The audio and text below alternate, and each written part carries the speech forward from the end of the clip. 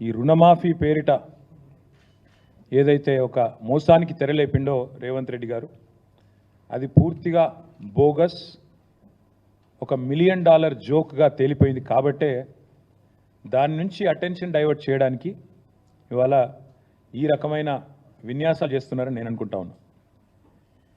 Revanth Reddy Congress party చెప్పిన ఈ రుణమాఫీ ఏదైతే ఉందో, ఇది స్వతంత్ర భారత చరిత్రలోనే అతిపెద్ద ద్రోహం రైతులకి.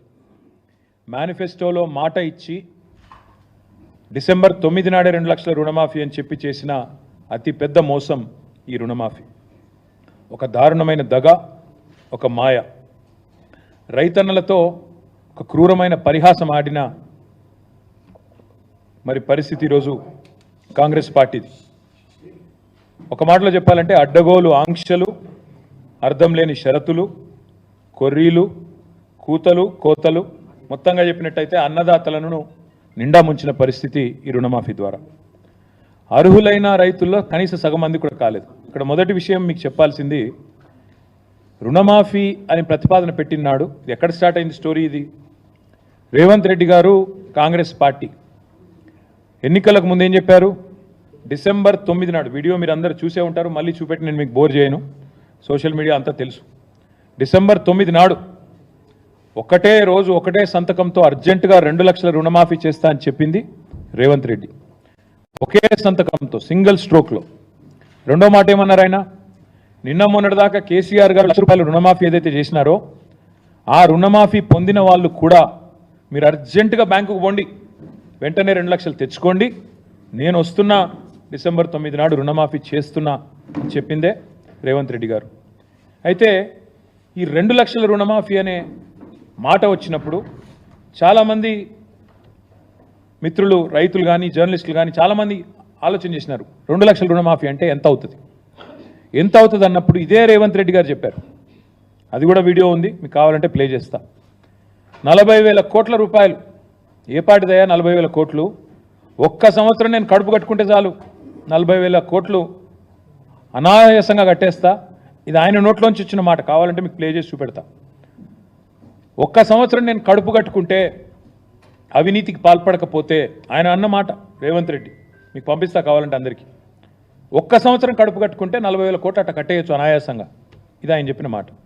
దాని పర్యవసానంగా పేపర్లు రాసింది ఆనాడు. ఏం రాశారు? ఇది సాక్షి పత్రిక. 40,000 కోట్ల రూపాయలతో రుణమాఫీ. ఎట్లా వచ్చారు ఈ అంచనాకు? రేవంత్ రెడ్డి గారు ఏ రోజైతే చెప్పారో ఒక సంవత్సరం కడుపు కట్టుకుంటే 40,000 కోట్ల రుణమాఫీ ఈజీగా చేయొచ్చు అని చెప్పిండో, ఇక ఇది 40,000 కోట్ల లెక్క. ఎట్లొచ్చిండ్రా లెక్కకి? సీఎం చెప్పారు, మొత్తంగా ఎన్నికల వేళ ఏమేం చెప్పిండ్రో అవన్నీ లెక్కలేసి చాలా వివరంగా క్రోడీకరించి పెట్టిండ్రు 40,000 కోట్ల. సరే, మరొక పత్రిక ఏం చేసింది? 40,000 కాదు 35,000 కోట్లు అవుతుంది అని చెప్పి ఈనాడు పత్రిక. ఇక్కడ సాక్షి రాస్తే మళ్ళీ సాక్షి రాసింది వాళ్ళకి ఏదో ఎజెండా ఉందంటారు, అందుకే ఈ పత్రిక కూడా వచ్చిన. ఈనాడు పత్రిక వీళ్ళు ఏమన్నారు? 40,000 కాదు 35,000 కోట్లు అవుతుంది. 35,000 కోట్లు ఎట్లా?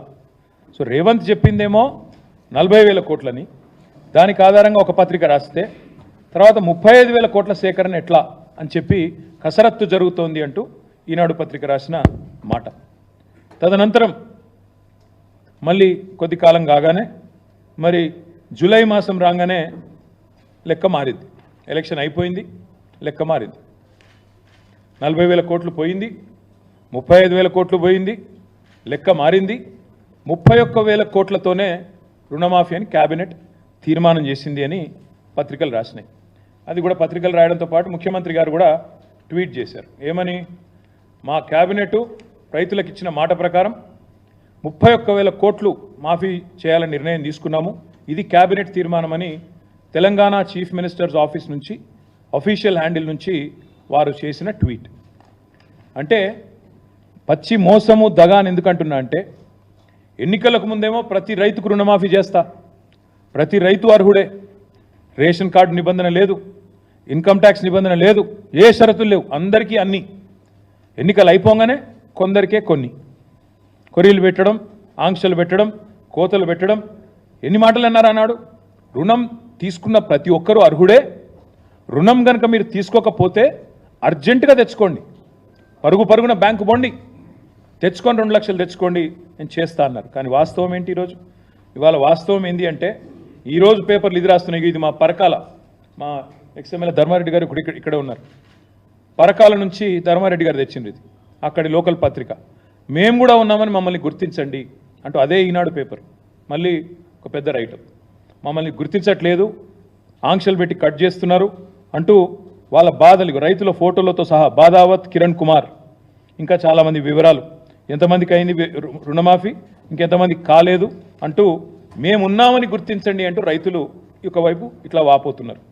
ఇంకొకటి ఇక్కడ విచిత్రం ఏంటంటే రుణమాఫీ ఇప్పుడు చూస్తే లెక్కలు చూస్తే ఉద్యోగికి కట్ రుణమాఫీ, పెన్షనర్కు కట్, ఇన్కమ్ ట్యాక్స్ కట్టిన వాళ్ళకు కట్, రేషన్ కార్డు లేకుంటే కట్.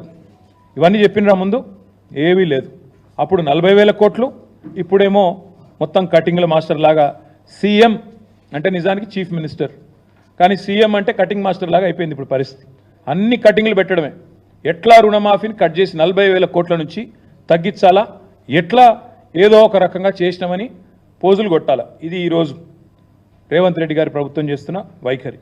60% మందికి ఎగ్గొట్టి 60% మందికి ఎగ్గొట్టి ఇవాళ కేవలం 40% చేసి 100% అని చెప్పుకుంటున్న మొట్టమొదటి ముఖ్యమంత్రి రేవంత్ రెడ్డి.